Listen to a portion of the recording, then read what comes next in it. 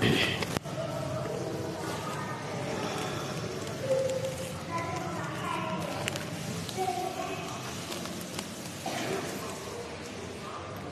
الحمد لله نحمده ونستعينه ونستغفره ونؤمن به ونتوكل عليه ونعوذ بالله من شرور أنفسنا ومن سيئات أعمالنا من يهده الله فلا مضل له ومن يضلله فلا هادي له وأشهد أن لا إله إلا الله وحده لا شريك له وأشهد أن محمدًا عبده ورسوله وخليله وأمينه أرسله إلى الناس كافة بشيرا ونذيرا وداعيا إلى الله بإذنه وسراجا منيرا وصلى الله على آله وصحبه الذين ساروا على طريقته في الدعوة إلى سبيله وسلم تسليما كثيرا يا أيها الذين آمنوا اتقوا الله حق تقاته ولا تموتن إلا وأنتم مسلمون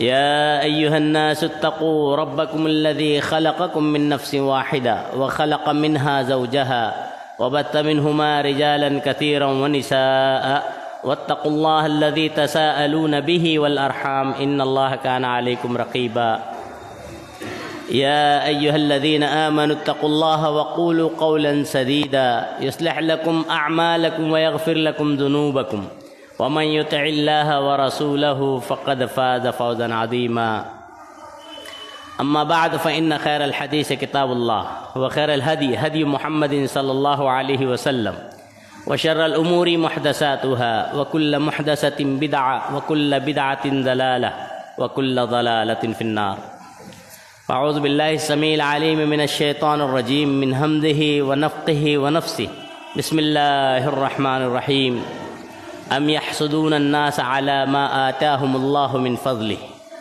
وقال تعالى بسم الله الرحمن الرحيم يا أيها الذين آمنوا اجتنبوا كثيرا من الظن إن بعد الظن إثم ولا تجسسوا ولا يغتب بعضكم بعضا أيحب أحدكم أن يأكل لحم أخيه ميتا فكرهتموه واتقوا الله إن الله تواب رحيم وعن أبي هريرة رضي الله عنه أن رسول الله صلى الله عليه وسلم قال أتدرون ما الغيبة قالوا الله ورسوله أعلم قال ذكرك أخاك بما يكره قيل أفرأيت إن كان في أخي ما أقول قال إن كان فيه ما تقول فقد اغتبته وإن لم يكن فيه ما تقول فقد بهته رواه مسلم في كتاب البر وعن أبي موسى الأشعري رضي الله عنه قال قلت يا رسول الله صلى الله عليه وسلم أي المسلمين أفضل قال من سلم المسلمون من لسانه ويده متفق عليه او کما قال علیہ الصلاۃ والسلام۔ برادران اسلام، نوجوان دوستو، بزرگان دین، خواتین ملت، پردہ نشی ماؤں بہنوں، دیگر معزز و محترم حاضرین و سامعین جمعہ، اس وقت خطبہ مسنونہ کے بعد سورہ نساء کی ایک آیت کا ٹکڑا، پھر سورہ حجرات کی آیت نمبر 12، اسی طرح دو روایتیں، ایک جو متفق علیہ ہے، ایک جو امام مسلم نے اپنی صحیح مسلم میں نقل کی ہے، آپ حضرات کے گوش گزار کی گئی۔ انہی آیات و احادیث کے تناظر میں گزشتہ خطبہ کی وضاحت، یعنی معاشرے کی 4 سنگین برائیاں، اس عنوان کی مزید توضیح کے مقصد سے کھڑا ہوا ہوں۔ اللہ رب العالمین سے دعا ہے الہ العالمین مجھے شریعت اسلامیہ کی روشنی میں ہی کہنے اور ہم تمام کو شریعت اسلامیہ پر حتی المقدور عمل پیرا ہونے کی توفیق عنایت فرمائے، آمین۔ سب سے پہلے بے شمار و انگنت حمد و ثنا، درود و تعریف و توصیف اللہ رب العالمین کے لیے لائق و زیبا ہوں، جس نے ہمیں اور آپ کو بے شمار و انگنت نعمتوں سے بھی مالا مال کیا اور خصوصاً دولت اسلام سے سرفراز فرمایا۔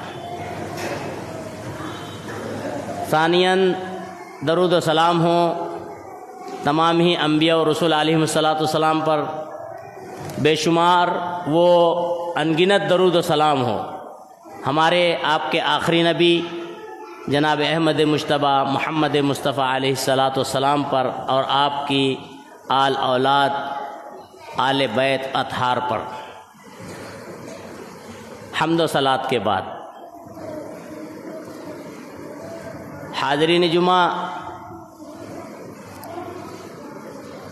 ایک صالح معاشرہ، مثالی خاندان و قبیلہ اور اچھے مسلمان چاہے مرد ہو یا خاتون کی علامت، شناخت اور پہچان یہ ہے کہ ان کے باہمی تعلقات مستحکم اور مضبوط ہوں، آپس میں الفت، محبت اور انسیت قائم ہو، ایک دوسرے کی عزت کا پاس و لحاظ ہو،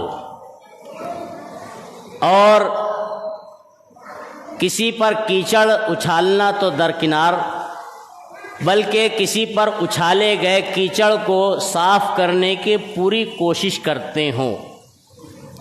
ایسے معاشرے کو صالح اور ایسی خاندان کو مثالی اور ایسے شخص کو اچھا شخص یا اچھا مسلمان گردانا جا سکتا ہے۔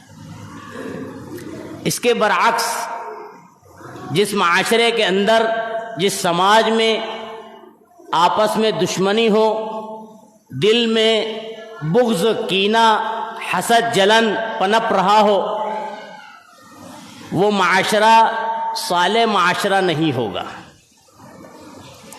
بلکہ اگر ہم شریعت کا مطالعہ کریں تو شریعت ہمیں رہنمائی کرتی ہے کہ معاشرے کے اندر جتنی بھی خرابیاں ہوں، خاص طور سے وہ خرابی، وہ برائی جو معاشرے کو خراب کر رہی ہو، تعلقات کو خراب کر رہی ہو، تعلقات کو جو ہے ایک دوسرے سے جو ہے دور کر رہی ہو، اسی طرح جو ہے معاشرے کی ہوا کو مقدر یعنی گندا کر رہی ہو، ان تمام برائیوں سے بچنے کی شریعت اسلامیہ نے بارہا تلقین اور تاکید کی ہے۔ اور شریعت کا مطالعہ کرے تو معلوم یہ ہوتا ہے کہ معاشرے کی فضا کو خراب کرنے، گندلا کرنے کے لیے جو بیماریاں معاشرے میں جنم لیتی ہیں، پائی جاتی ہیں، ان میں شرک، بدعات، اسی طرح جوا، شراب، اور اس کے علاوہ 4 مشہور خرابیاں اور برائیاں جن میں حسد، حرص و طمع، کبر اور اسی طرح غیبت۔ ہم اور آپ شریعت کا مطالعہ کریں تو ایک نقطہ ملے گا۔ اللہ رب العالمین سورہ حجرات، سورہ نمبر 49 آیت نمبر 6 میں اہل ایمان سے مخاطب ہوتے ہوئے حکم دیتا ہے، یا ایھا الذین آمنوا، اے ایمان والو، ان جاءکم فاسق بنبأ، اگر تمہارے پاس کوئی فاسق و فاجر بنبأ خبر لے کر آئے، نبا کے معنی ہوتا ہے اہم خبر، کسی سے بھی متعلق ہو، فرد سے متعلق ہو یا جماعت سے، اگر کوئی خبر لے کر آئے، اللہ کہہ رہا ہے فتبینوا، تحقیق کر لو، یقین کرنے، فارورڈ کرنے، آگے پہنچانے سے پہلے اللہ کہہ رہا ہے فتبینوا، تحقیق کرو کہ یہ لانے والا خبر جو لایا ہے، یہ لکھنے والا جو تحریر لکھ رہا ہے، یہ خبر یا تحریر جس کے بارے میں چاہے شخص ہو یا جماعت ہو، اس کے بارے میں تحریر یا اس کا کہنا صحیح ہے کہ نہیں ہے۔ اللہ کہتا ہے فتبینوا، تحقیق کرو، ڈائریکٹ فتویٰ مت دو، ڈائریکٹ فیصلہ مت کرو۔ اللہ کہہ رہا ہے کہ اگر ڈائریکٹ ایک آدمی فیصلہ کر دے گا بلا تحقیق کے، تصیب قوما بجہالۃ، تمہیں ایک مصیبت کا سامنا کرنا پڑے گا۔ ہم غور کریں، آج ہمارے ہاں کسی شخص یا جماعت کے تعلق سے غلط اور بے بنیاد بات عام کر دی جاتی ہے۔ شریعت نے تاکید کی ہے مسلمانوں کو باہم متحد متفق رہنے کی، اور اسی طرح غلط بیانی کرنے سے محتاط رہنے کی، حسد و جلن سے بچنے کی۔ نتیجہ کیا ہو سکتا ہے؟ غلط بیانی کسی کے ذات کے تعلق سے، شخصیت کے تعلق سے اگر آدمی غلط بیانی کر دے ہوئے تو نتیجہ اللہ نے بیان کیا ہے کہ ہو سکتا ہے تمہیں بجائے اچھے اور بہتر انجام کے برا اور بدتر انجام مل جائے۔ آپ غور کریں، آدمی کو رائے قائم کرنے سے پہلے تحقیق کرنا کتنا ضروری ہے۔ ایک لطیفہ بتاتا ہوں۔ دو ڈاکٹر ایک جگہ بیٹھے ہوئے تھے اور آپس میں گفتگو کر رہے تھے۔ اچانک جو ہے ان کی نگاہ ایک آنے والے شخص پر پڑی۔ آنے والا شخص جو ہے لنگڑاتا ہوا آ رہا تھا۔ چنانچہ اس کو دیکھنے کے بعد ایک ڈاکٹر نے کہا کہ بھائی یہ جو شخص آ رہا ہے اس کو جو ہے پاؤں میں مونچھ آ گئی ہے اسی لیے لنگڑا رہا ہے۔ دوسرے نے کہا نہیں، اس کی ریڑھ کی ہڈی میں تکلیف ہے، ٹوٹ گئی ہے اسی لیے لنگڑاتا ہوا آ رہا ہے۔ تھوڑی دیر میں دونوں ڈاکٹر ایک دوسرے کے تعلق سے کہنے لگے۔ کہتا پہلے ڈاکٹر کہ اگر اس کو پاؤں میں مونچھ نہ ہو تو میں بطور جرمانہ 1000 دوں گا۔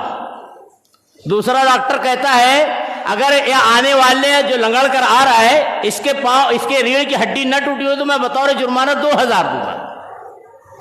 اب یہ بات چلی رہی تھی، اتنے میں وہ آنے والا شخص پہنچ جاتا ہے۔ آنے کے بعد کہتا ہے ڈاکٹر صاحبان آپ لڑیے نہیں، نہ میرے پیر میں مونچھ ہے اور نہ ہی میری ریڑھ کی ہڈی ٹوٹی ہے۔ ہوا یہ کہ میں چل رہا تھا، اچانک میرا پیر کا چپل ٹوٹ گیا جس کی وجہ سے میں لنگڑاتا آ رہا ہوں۔ یہ پورے واقعے اور لطیفے سے ایک ہمیں سبق یہ ملتا ہے کہ کسی کے تعلق سے رائے قائم کرنے سے پہلے تحقیق کرنا چاہیے۔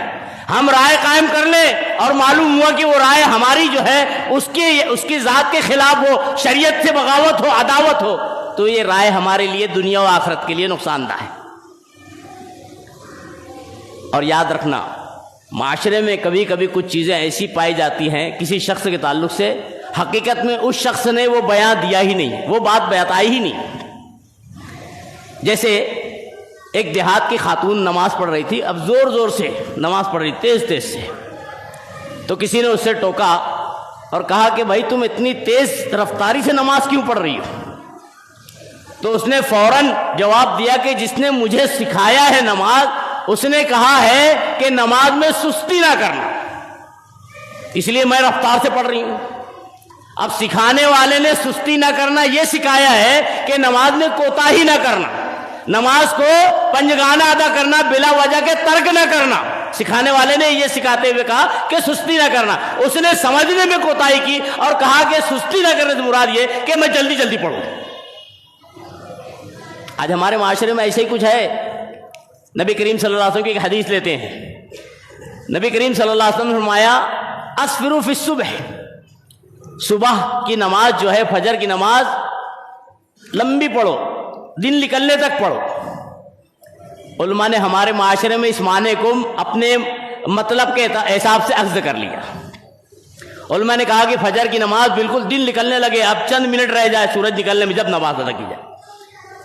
جبکہ آپ حدیث کا مطالعہ کریں تو آپ کو معلوم ہوگا نبی صلی اللہ علیہ وسلم سے کئی حدیثیں ملتی ہیں، صحابہ کرام کے اقوال ملتے ہیں کہ نبی صلی اللہ علیہ وسلم نماز فجر کو جو ہے غلس میں، اندھیرے میں پڑھا کرتے تھے۔ کئی روایتیں، صحابیات نماز پڑھ کر جاتی تھی، غلس اندھیرے کی وجہ سے پہچان میں نہیں آتی تھی، امہات المومنین دیگر صحابیات۔ حضرت عمر فاروق رضی اللہ عنہ کو جو ہے فیروز نے خنجر مارا تھا حالت نماز میں فجر کی، اندھیرے کی وجہ سے پہچانا نہ جا سکا تھا۔ سب صحابہ کرام کی اتنی مضبوط تھی کہ نکل نہیں پایا، اپنے آپ کو مجبوراً قتل کر بیٹھا۔ ایسی کئی مثالیں، کئی دلیلیں ملیں گی کہ صحابہ کرام غلس میں نماز ادا کرتے تھے، نبی صلی اللہ علیہ وسلم نے غلس میں سنت بتائی اندھیرے میں۔ اور آپ نے جو بات یہاں پہ حدیث میں بیان کی ہے، کہا ہے کہ نماز فجر کو طویل کرو، یعنی اندھیرے سے لے کر چلو اجالے تک۔ اب مولوی صاحب میٹھا میٹھا ہب ہب، کڑوا کڑوا تھو تھو، مطلب کی بات تھی دن میں نماز پڑھنا ہے۔ نماز کو لمبی نہیں کرتے ہوئے قل اللہ احد قل یا ایھا الکافرون پر لا لیا اور نماز کو ایک دم آخر میں کر دیا. ایسا ہی معاملہ ہمارے معاشرے میں کئی چیزوں میں پایا جاتا ہے. بہرحال اس پوری طویل تفصیل کا مقصد یہ ہے کہ کسی کے تعلق سے رائے قائم کرنے سے پہلے یا کسی کی بات کو دہرانے اور آگے بڑھانے سے پہلے تحقیق کرنا ضروری ہے. اللہ سورہ حجرات میں کہتا ہے، سورہ حجرات سورہ نمبر 49 آیت نمبر 12 میں، یا ایھا الذین آمنوا، اے ایمان والو، اللہ کہتا ہے کہ لا تجسسوا، آپس میں جاسوسی نہ کرو، ٹوہ میں نہ رہو. اللہ نے یہ ایمان والوں سے مخاطب ہو کہا ہے کہ جاسوسی، ٹوہ، حسد، جلن یہ ایسی معاشرے کی بیماریاں ہیں کہ معاشرے کو خراب سے خراب بناتی جاتی ہے. آج ہم اپنے معاشرے کا جائزہ لیں، اپنے حالات کا، خاندان کا، اپنے جو ہے ارد گرد کا، تو معلوم ہوتا ہے کہ حسد، جلن، ٹوہ میں رہنا، غیبت، یہ سب تمام بیماریاں معاشرے کو تباہ کر رہی ہے، خاندان کو جو ہے اجاڑ رہی ہے اور انسان کو تباہی کے دہانے پر کھڑا کر رہی ہے. پھر بھی ہم ہیں کہ اس سے دور ہونے کا نام نہیں لیتے. بہرحال حسد کے نقصانات کا جائزہ لیتے ہیں شریعت کی روشنی میں. چند چیزیں اشارتاً بتا دوں.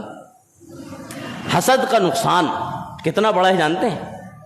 حسد یہ وہ بری لت ہے، برا مرض ہے، بری بیماری ہے کہ اسی نے ابلیس لعین کو، شیطان مردود کو اللہ کا نافرمان بنایا تھا. قرآن کا مطالعہ کریں. اللہ قرآن میں کہتا ہے ما منعک ان تسجد لما خلقت بیدی، اے ابلیس، اے شیطان، تجھے اس چیز کو سجدہ کرنے سے کس چیز نے روکا جس کو میں نے اپنے ہاتھ سے بنایا تھا؟ آدم علیہ السلام. تو شیطان نے حسد میں کہا تھا، کبر میں کہا تھا، گھمنڈ میں کہا تھا اللہ تو نے خلقتہ من طین، مٹی سے بنایا ہے، وہ خلقتنی من نار، مجھے آگ سے بنایا ہے. یہ حسد تھا شیطان میں کہ آگ اوپر جانے والی چیز ہے، یہ نیچے جانے والی کے ایسے سجدہ کرے. اللہ نے اسے راندے درگاہ کر دیا. حسد کی وجہ سے کئی بیماریاں آتی ہیں، اختلاف آتا ہے، نفاق پیدا ہوتا ہے. اس کی مثال میں شریعت سے دیتا ہوں.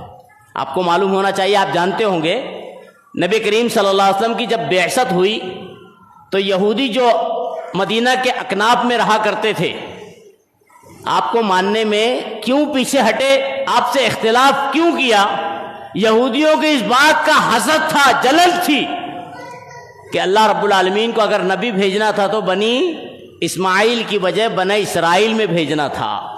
بس اسی حسد اور جلن کی بنا پر یہودیوں نے جناب محمد رسول اللہ کی نبوت کا انکار کر دیا. نفاق، تاریخ کا مطالعہ کریں.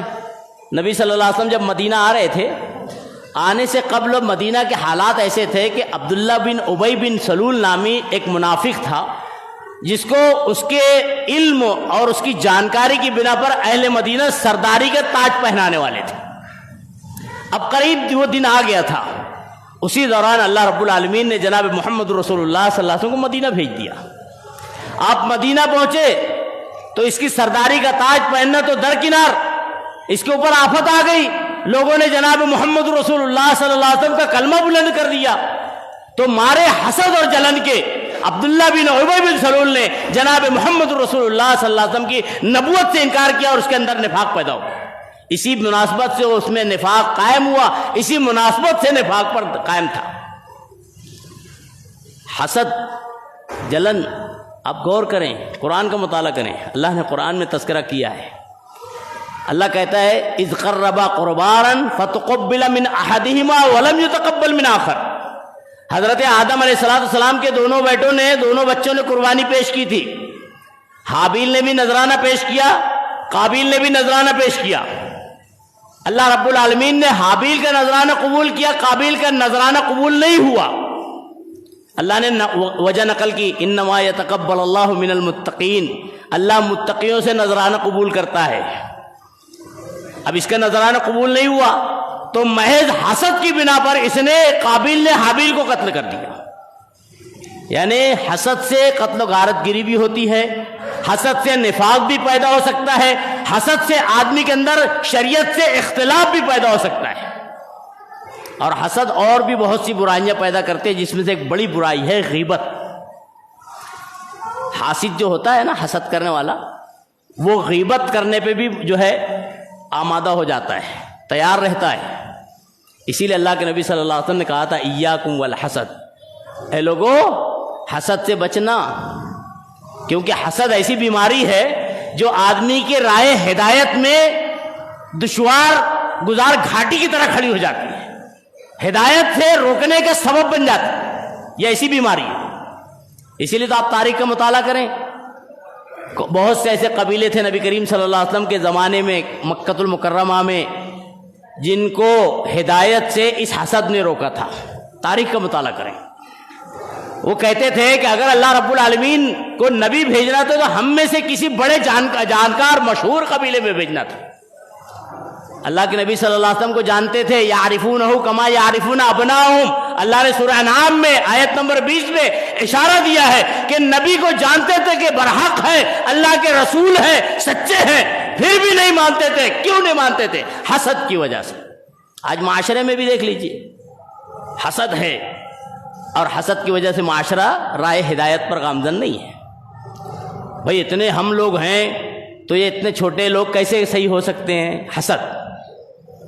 بہرحال حسد کی اور بھی خرابیاں ہیں جو اور بھی برائیوں کو پیدا کرتی ہے، خاص طور سے معاشرے میں ایک گناہ، معاشرہ ہم اور آپ جسے معمولی سمجھتے ہیں، یہ بہت کبیرہ گناہ ہے اور بہت ہی اس کا نتیجہ خطرناک ہے، اس کا انجام بڑا سنگین ہے۔ وہ گناہ ہے غیبت۔ یہ معاشرے کی خرابی ہے جس کو ہم نے بہت مختصر سمجھا ہے، بہت معمولی سے سمجھا ہے۔ غیبت کے تعلق سے آپ کو معلوم ہونا چاہیے غیبت کسے کہتے ہیں۔ ایک مسلمان بھائی یا بہن کے تعلق سے کوئی مسلمان بھائی یا بہن یہ بیان کرے، اس کی خوبیوں اور خامیوں کو، عیبوں کو بیان کرے، اور وہ آنے کے بعد ان عیبوں کو سننے کے بعد ناپسند کرے، یہ غیبت ہے۔ حضرت ابو ہریرہ کی میں نے حدیث پڑھی ہے رضی اللہ عنہ، بیان کرتے ہیں نبی صلی اللہ علیہ وسلم نے اس کی تعریف بیان کی ہے، غیبت کسے کہتے ہیں۔ نبی صلی اللہ علیہ وسلم کہتے ہیں اتدرون ما الغیبہ، تم جانتے ہو غیبت کسے کہتے ہیں؟ صحابہ کرام نے جواب دیا اللہ و رسول عالم، اللہ اس کے رسول بہتر جانتے ہیں، ہم نہیں جانتے۔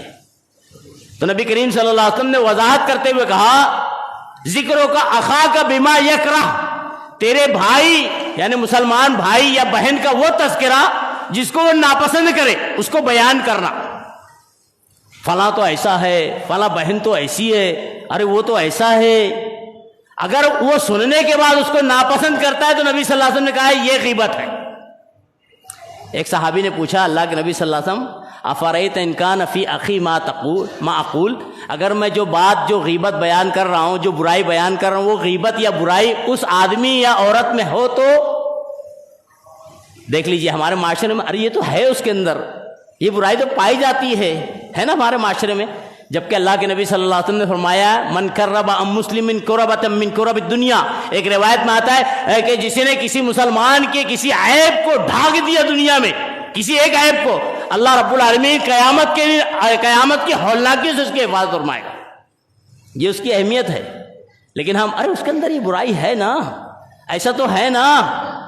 اللہ کے نبی صلی اللہ علیہ وسلم سے صحابی رسول نے پوچھا تھا افرأیت ان کان فی اخی ما اقول، اللہ کے نبی صلی اللہ علیہ وسلم جو برائی کا میں تذکرہ کر رہا ہوں اگر وہ برائی اس شخص میں ہو تو؟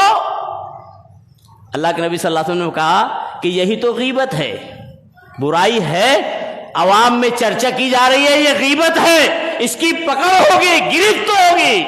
غیبت کرنے والا چاہے عام آدمی ہو یا علامہ مولانا یا کوئی بلند رتبے والا ہو، پکڑ ہے، گرفت ہے۔ پھر اللہ کے نبی صلی اللہ علیہ وسلم نے فرمایا کہ اگر اس کے اندر وہ برائی نہ ہو اور تو بیان کر رہا ہو فقط بہتا، تو تو اس کے اوپر بہتان لگا رہا ہے، الزام لگا رہا ہے۔ یعنی اگر برائی نہیں ہے اور بیان کی جا رہی ہے تو بہتان ہے، برائی ہے اور بیان کی جا رہی ہے تو یہ غیبت ہے، جس کی کتنی خطرناکی آپ جانتے ہیں۔ اللہ میری آپ کے ہر مومن کی حفاظت فرماوے۔ اللہ نے قرآن میں تشبیہ دی ہے وَلَا يَغْتَبْ بَعْضُكُمْ بَعْضًا، اللہ کہتا ہے اے لوگو آپس میں ایک دوسرے کی غیبت مت کرو۔ وَلَا يَغْتَبْ بَعْضُكُمْ بَعْضًا أَيُحِبُّ أَحَدُكُمْ أَن يَأْكُلَ اللَّحْمَ أَخِيهِ مَيْتًا، اللہ کہتا ہے کیا تم میں سے کوئی ایسا ہے جو اپنے مردار بھائی کا گوشت کھانا پسند کرے؟ آدمی زندہ انسان کا گوشت کھانا حلال نہیں سمجھتا ہے، ایز اے مومن، ایز اے مسلم وہ نہیں پسند کرے گا۔ ایک انسان کا اپنا بھائی تو درکنار، اللہ کہتا ہے مردے بھائی کے گوشت کھانے کے جیسا ہے۔ یہ غیبت اتنا خطرناک ہے، اس کی قباحت اتنی، شناعت اتنی زیادہ ہے کہ آدمی سوچے تو صحیح کہ کہیں میں اپنے مردار بھائی کا گوشت تو نوچ نہیں رہا ہوں۔ غیبت اتنی شدید ہے، آپ غور کریں، اگر شریعت کا مطالعہ کریں تو ایک نقطہ ملے گا، ترغیب ترہیب میں علامہ البانی نے اس کو صحیح سند سے لائے ہیں۔ غیبت جو ہے زنا سے بڑھ کر ہے۔ اب دیکھیے کیسے، نبی صلی اللہ علیہ وسلم کی حدیث ہے، زنا سے بڑھ کر کیسے ہے؟ ایک آدمی نے اگر غلطی کی ہے تو اس کے بعد اسے اللہ توفیق دے سکتا ہے، توبہ کی توفیق مل سکتی ہے، اللہ رب العالمین معاف کر دے، میں نے تیرے حکم کی عدولی کی، نافرمانی کی، اللہ معاف کر دے، گناہ ہو گیا، بشریت کے تقاضے سے اللہ سے اخلاص سے توبہ کرے، اللہ معاف کر دے گا۔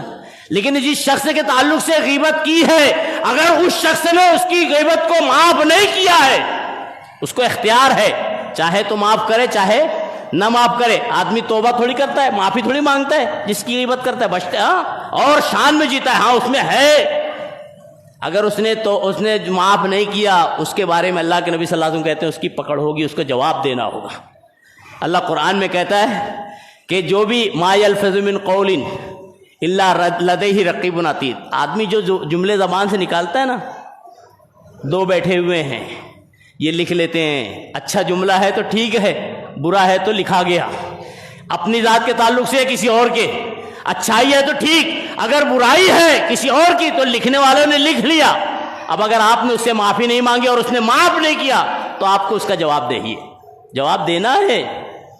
اسی لیے تو آپ غور کریں، حضرت عبداللہ بن عمرو بن عاص رضی اللہ عنہ، ان کا ایک مقولہ ملتا ہے، صحابی رسول ہیں، ایک مرتبہ گزر رہے تھے، ساتھ میں ان کے ساتھی تھے، دیکھا تو ایک کھچر گدھا، جو گدھا اور گھوڑے کے درمیان میں آتا، کھچر مرا پڑا تھا۔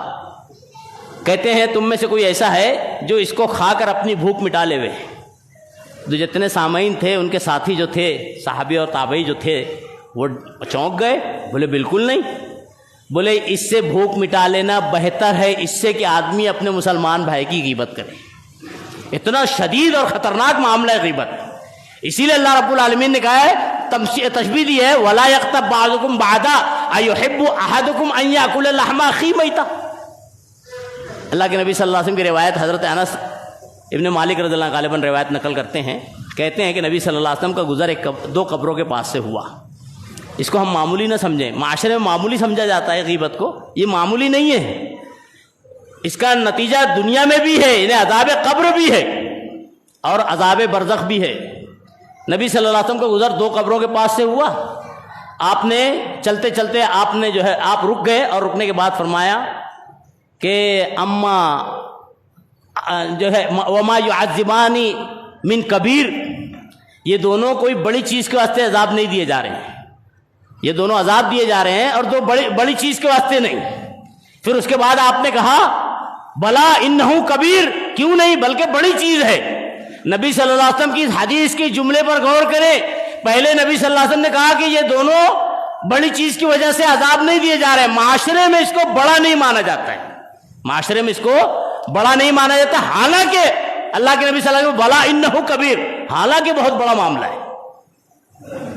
پہلی چیز یہ کہ اما احدہما فلا یستتر من بولہ، ایک اس میں سے ایسا آدمی تھا جو عذاب قبر دیا جا رہا تھا، جو اپنے بول سے یعنی پیشاب کے قطروں سے، چھینٹوں سے بچتا نہیں تھا۔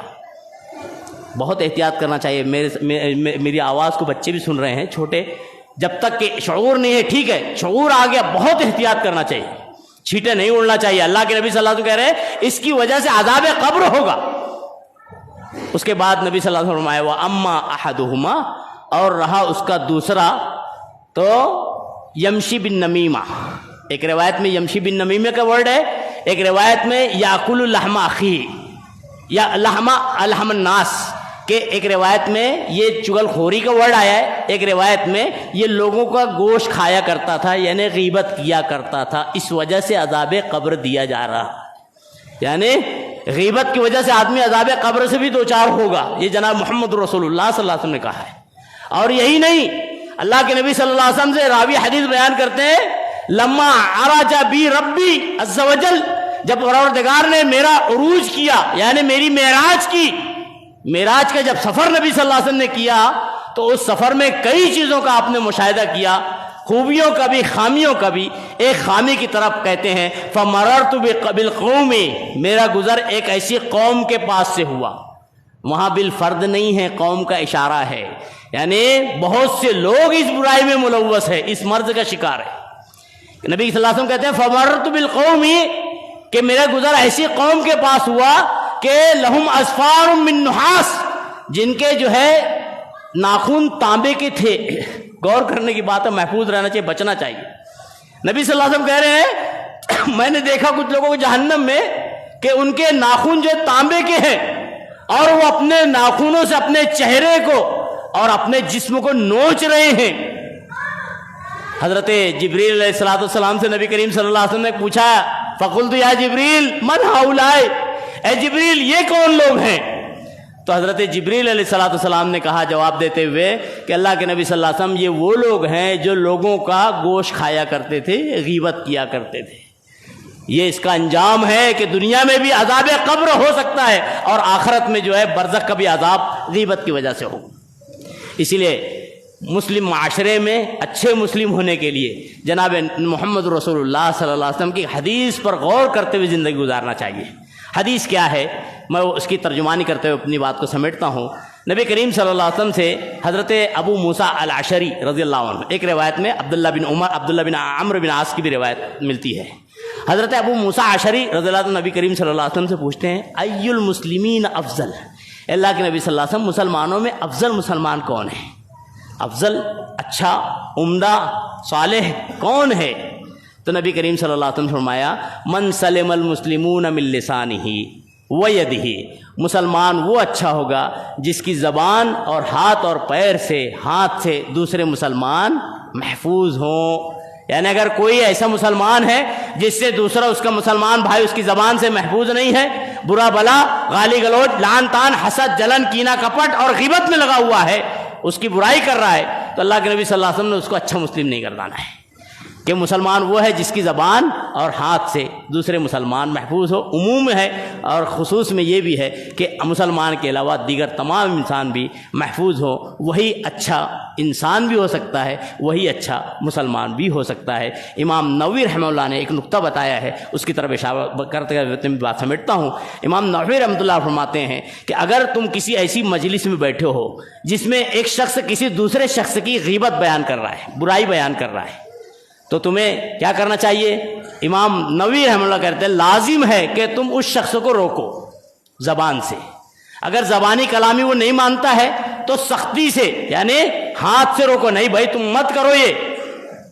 اس کے بعد بھی اگر وہ شخص نہیں مانتا ہے، باز نہیں آتا ہے، تو علامہ امام نووی رحمہ اللہ کہتے ہیں اس مجلس کو چھوڑ کر چلے جاؤ، یہ تمہارے حق میں زیادہ بہتر اور افضل ہے اس سے کہ تم بیٹھ کر غیبت کو سنو۔ یعنی غیبت کرنا بھی جرم ہے، غیبت کا سننا بھی جرم ہے، الزام آ سکتا ہے، ملزم ہو سکتے ہیں، اس سے بچنا چاہیے۔ مزید میں جو ہے تفصیل انشاءاللہ موقع سے رکھی جائے گی۔ اللہ رب العالمین سے دعا کرتے ہیں اللہ رب العالمین معاشرے میں پنپنے والی تمام ہی برائیوں سے، بے حیائیوں سے اللہ میری آپ کی ہر مومن اور مومنہ کی حفاظت فرماوے۔ خاص طور سے حسد، جلن، اسی طرح کینہ کپٹ اور جو ہے غیبت جیسی برائیوں سے جو معاشرے کا ناسور ہے، اللہ رب العالمین میری آپ کی حتی المقدور حفاظت کرنے والا بناوے، محفوظ رہنے والا اور بچنے والا بنا دے۔ اللہ رب العالمین مسلمانان عالم پریشانی سے دور ہیں، دوچار ہیں، اللہ رب العالمین ان کے پریشانی کو دور فرما دے۔ اللہ رب العالمین اہل فلسطین و غزہ جو ہے مصیبتوں سے دوچار ہیں، الہ العالمین ان کی خاص امداد اور نصرت عطا فرما دے۔ اللہ رب العالمین ظالم کے شر سے اللہ میری آپ کی ہر مومن اور مسلمان کی، چاہے یہاں کا ہو یا وہاں کا ہو، اللہ اس کی حفاظت فرما لے۔ اللہ رب العالمین ہم میں بھی کوئی دوچار پریشانی سے دوچار ہو، اللہ رب العالمین اس کی جو ہے پریشانی کو دور فرما دے۔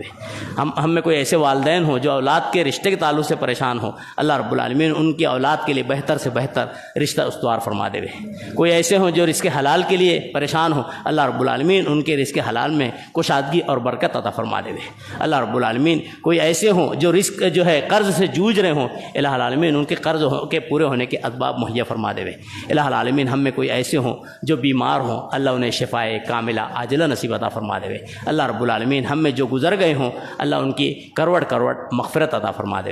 الہ العالمین جب تک ہمیں اس دنیا میں رکھے، حقیقی دین اور ایمان پر قائم اور دائم رکھے۔ الہ العالمین ہمارا خاتمہ بھی حقیقی حقیقی دین اور ایمان پر ہی فرما دے. آمین. اقول قولی ھذا واستغفر اللہ لی ولکم ولسائر المسلمین انہ تعالی جواد کرم بر رؤوف رحیم فاستغفروہ انہ هو الغفور الرحیم.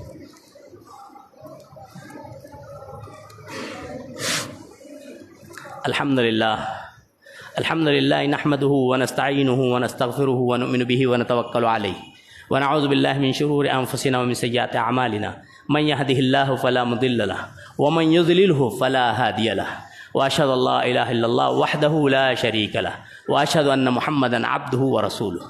اما بعد قال الله تبارك وتعالى اعوذ باللہ من الشیطان الرجیم بسم اللہ الرحمن الرحیم ان اللہ وملائکتہ یصلون علی النبی یا ایہا الذین آمنوا صلوا علیہ وسلموا تسلیما.